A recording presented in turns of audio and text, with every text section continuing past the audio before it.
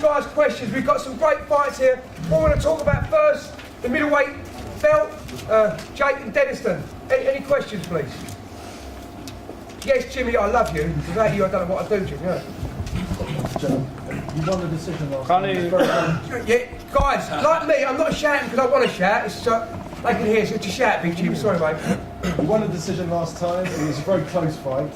But how do you feel going into the next one, given that you have a win? Yeah, I'm positive about the fight. Yeah, I've got the win there. A lot of people say it was very controversial. You know, it was very close. Denniston thought he won it. At the end of the day, it is what it was. It was a tough fight. It was a good fight. But yeah, I pinched it. But yeah, I feel confident for the fight. Really good. Yes, Ashley. Sorry. Question for Jake. Sorry? Question for Jake. Yeah. How's your training differed from last time? What have you done? What have you changed up? That was how you train at Team Titan. Oh. That's what he meant to say. Yeah, basically, obviously, I've been at Team Titan.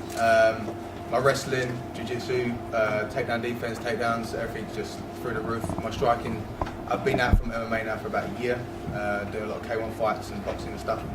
So my hand level as well has gone higher. And obviously I've dropped weight, so I thought that's at 93.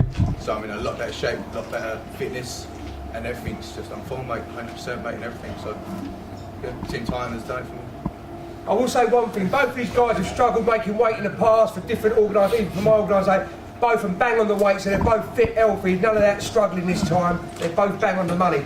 Denniston. Where have you been doing your striking, Jake? Sorry? Where have you been working on striking? Striking it, obviously, same I know, man.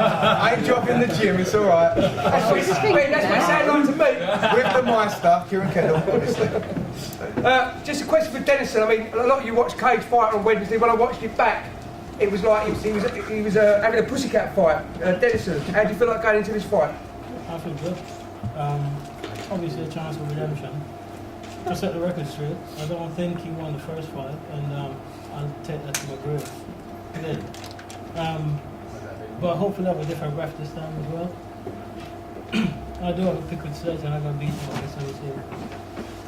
What's the difference in the ref then? Sledge, I didn't like the way he ref the last fight, but Jake said he was perfect. It's really weird. It's really weird. He's perfect. I don't like this referee. It's great because when you win, the fucking refs are the refs are great. No, listen, let's just move forward. You got the win and you maintain that you won. Fine. But tomorrow. Okay, tomorrow's a different day, but I'm just saying. Yeah, cool. But what was it with the referee that you didn't like? I think it was your mate. My mate. Calm down. Dad over there. There's no conscious thing. I just want to know what I don't understand. But what did he do wrong? Let's just get on. Yeah, but you're saying that there was a problem. Yeah, I had a problem. Let's just move on. What was it? The second round, he was on top of me, and I was talking to the ref, going, "Mate, I'm fine. He's not doing no damage." Then, yeah, when you couldn't finish me. Oh God, can we move on, please? Oh, there you go, people. Let's move on to the come on, give them a round of applause. Okay, that's what's got a bit of better. Right here, I better to split these two up. Right, the great white shark is back. Well done, Mark. Mark Potter's fighting for the UK1 heavyweight title tomorrow, and as you say, really, the only man with any bottles to stand up against him is Chris Arms. A big round of applause for Chris straight away.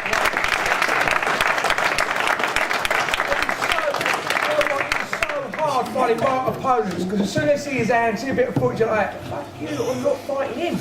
So that's what it's like, you know. But as a promoter, it's really nice. I think, you know, sometimes a lot of you guys, you know, pick up the phone and go, mate, I'll fight him if he's the devil, I'm there. And it's like, Mark will fight anybody, Chris will fight anybody. It's great to find heavyweights like that. So Mark, how do you feel going into tomorrow's fight? Yeah, I can't wait. I've gone back to old school. Hang on. Look, the great white shark, he's at it already. Fucking hell, Chris is eating the cup. I told you I've done No, I've gone back old school training. How I did when I was a pro fighter, pro boxer, just basically gone back to basics. Got my hand speed back to where it was, my foot speed back to where it was, and looking to show everyone that I am back to the bank. Back with a bang. Any questions for Chris? Yeah, I've got a question. Chris, you stood in last time, fight Ian Martell late. You always take hard fights. Is there ever going to be a time when you actually give yourself a good training camp and let it go and, you know, really try and show your full potential? At the stage I'm at the moment, when I finish in this game, I can't pride myself on my record. So I can pride myself on saying I never said no to a fight, no matter who it was, no matter what weight it was, no matter what notice I was given. I can always pride myself and say I never said no to anyone. And I think I'm proving that today with a man like Mark Potter. So, Yeah.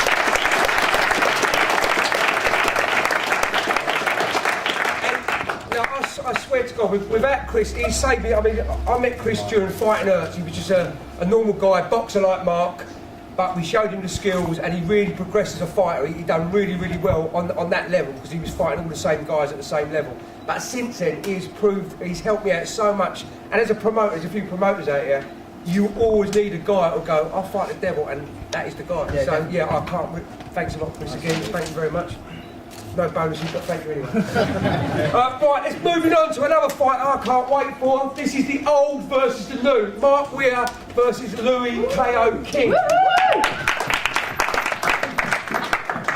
My missus said to me the other night, why that main event? Oh, I can't wait for that one.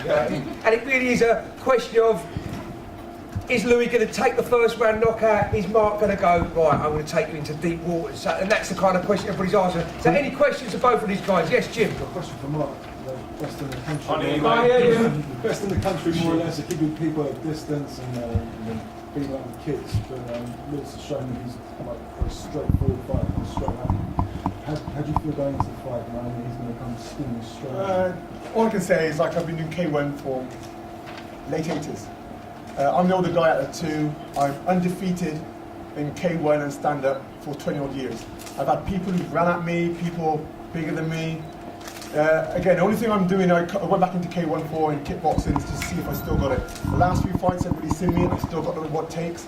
I'm not getting beaten him up, chucked around or anything. So again, it's just, he looks really, really good. I've seen him, he's just got no fear, he comes forward. I'm really excited for this fight. So I'm doing it because it's this is where I started off. So I'm doing it to test myself. That's all I'm doing it for. Okay, he looks good, come forward. I believe I've got an answer for everybody on the stand-up side of things. So, you know, he's got youth on his side, I've got age and experience, so I'm going to see what happens. I say one thing, all the questions that you asked me about Mark Weir, do you think this is his last fight? I mean, you never know when Mark, everybody's saying that for 5 years, is this Mark's last fight? You can't keep a man that looks that good, that young, at 41 years of age. How can you say it's his last fight? He's fitter than most of the 21-year-olds I know.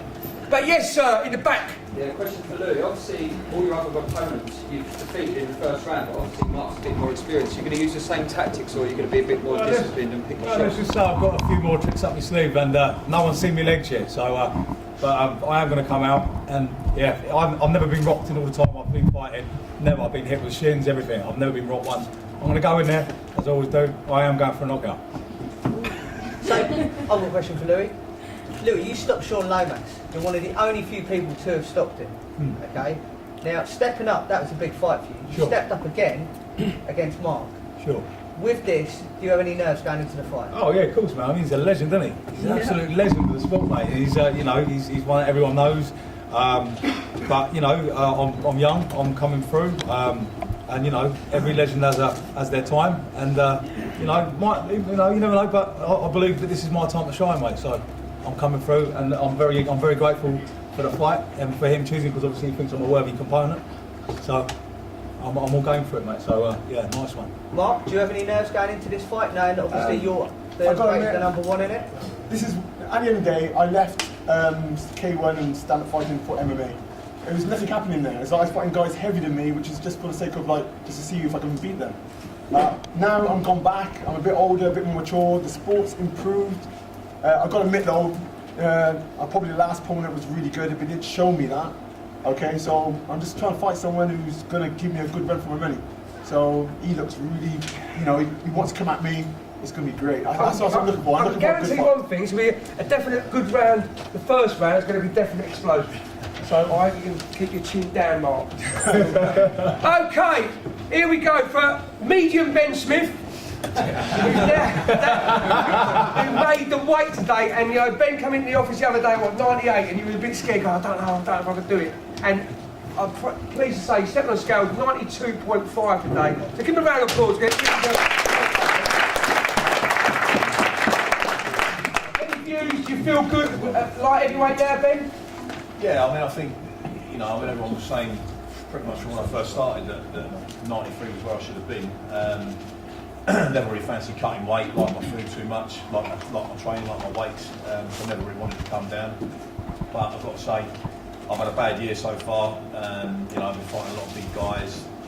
At the end of the day, I'm always giving away too much in height and weight and reach and stuff. And I just think, logically, it was time to make a change. I've changed my diet, I've changed my training, my cardio's gone through the roof. And to be honest with you, I'm fitter and faster than I've ever been, and I'm just as strong. When everyone said I wouldn't lose my strength, and I didn't believe them, I thought, I'm going to lose strength. I've dropped 10, 15 kilos, I'm going to lose strength.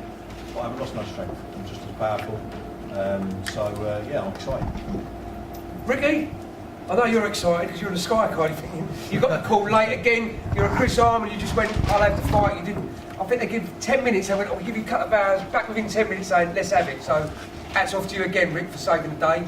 How do you feel going in against Ben? Well, I feel alright. We started to get on 5 days' notice, but I was training 6 weeks before. I fought 2 weeks ago, so straight back into the training again until the fight. Well, it's a win-win situation, really. Ben's really highly ranked. I'm still making it through the ranks. Ben's original opponent pulled out, but he's still got a game on sitting here, so. So respect for Ben for letting me fight. Thank you very much. Yeah, I just want to say, obviously, to Ricky, obviously I found out Monday that Joe had obviously pulled out, and I was thinking, all that dieting. And, cause let me tell you, anyone who's been through it knows what I'm talking about. When you've had to cut and diet, and you can't eat what you want to eat when you want to eat it, you've got to do all the cut. It's hard work, man. It takes a long time, 10 weeks of dieting and sacrifice. And when I found out Monday, I thought, I can't believe it. So, but obviously Dave said, leave it to me, I'll sort something out. And he came back within a couple of hours, literally. And obviously Ricky took the fight straight away, 5 days notice. I didn't think anyone would do within 5 days notice, but he did. So obviously hats off to him, all credit, and obviously I'll thank him for that. Nice one.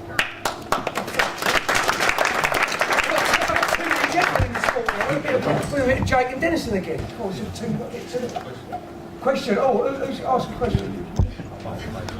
No, he's big boy.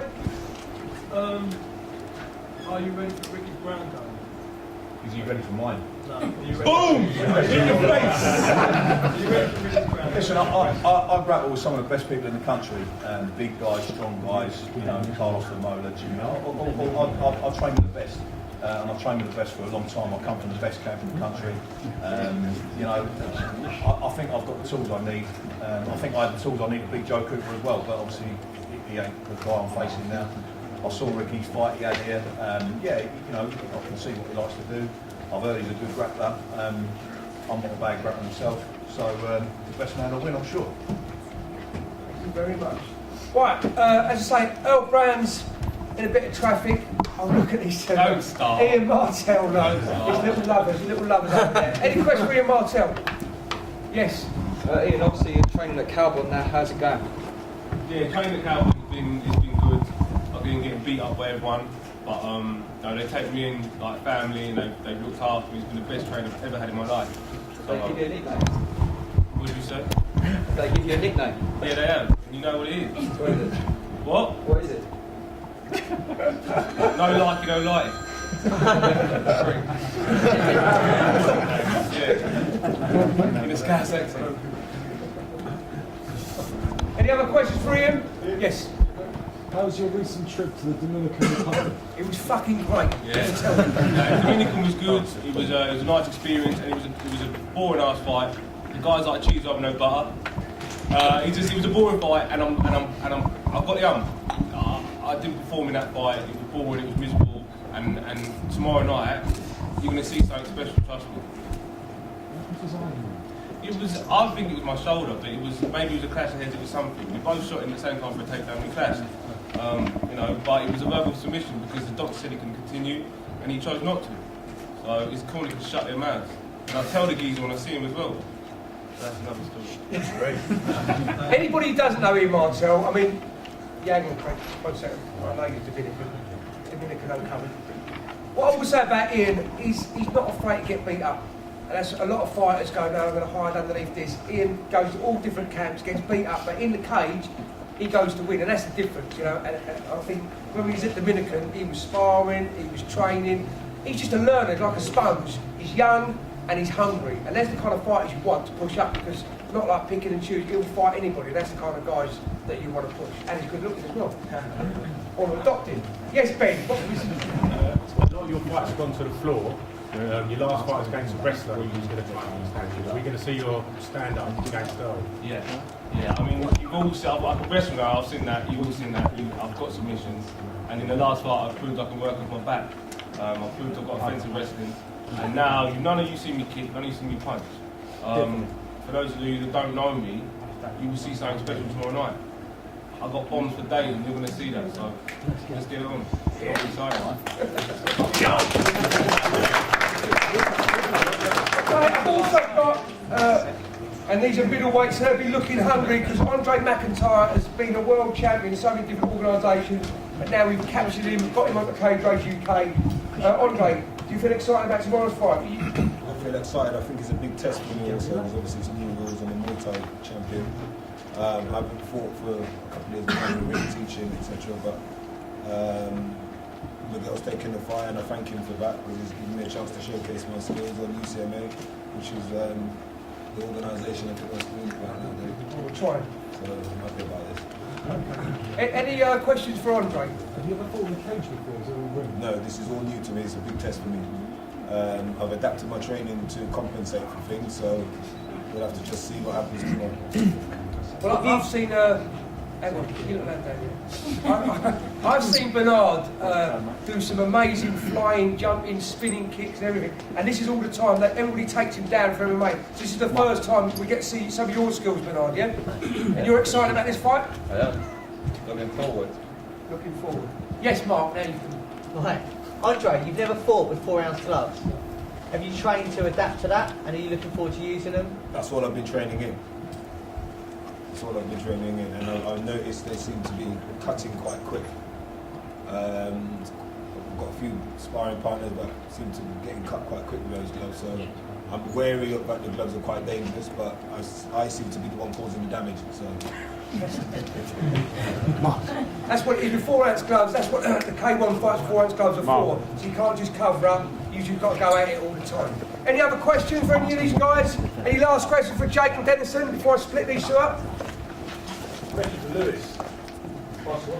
Lewis, you've shown how great your K1 is. I've heard rumours of a transition to MMA. Can you tell us more of these rumours? Definitely, yeah. Next year, man, if you like me at K1, I'm definitely going to be trying my hand at MMA, mate, and see how we go with that.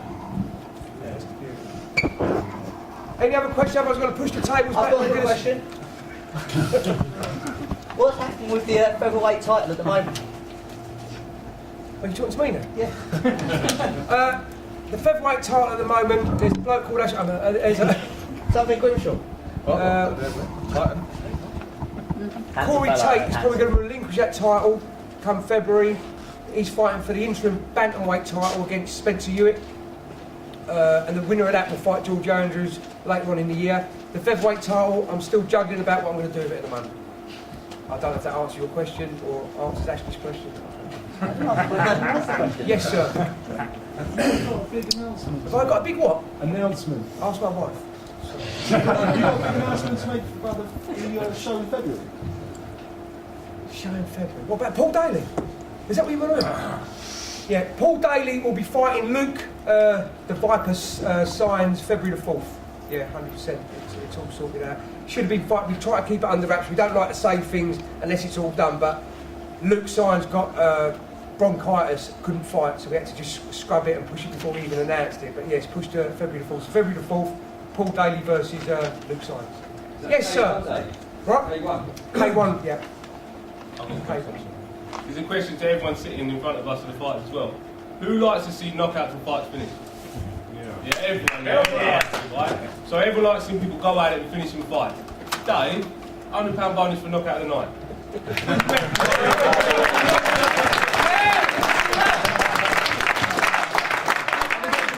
Who likes to see no tickets coming back? Hang on, who likes to see no tickets coming back? How about we take tickets back and we go, right, you're penalised for everything, yeah. I'm only joking, though. I know. Is that a long-winded What we should do, bonuses for anybody who pulls out of a fight or gets injured. Or listen, I understand this. I've done this game for 10 years. Every fighter has got an actual life. That means you've got a wife, you've got kids, you can get ill, your house can get your job, you know, your wife can get pregnant. Everything can happen to you. I understand that, and as long as fans understand that, that's why you'll see cards to be changed. These are human beings sitting in front of us, but luckily they're man enough to get in the cage and fight, and that's why there's so many. So again, hats off, round of applause to all the fighters. Thank you very much.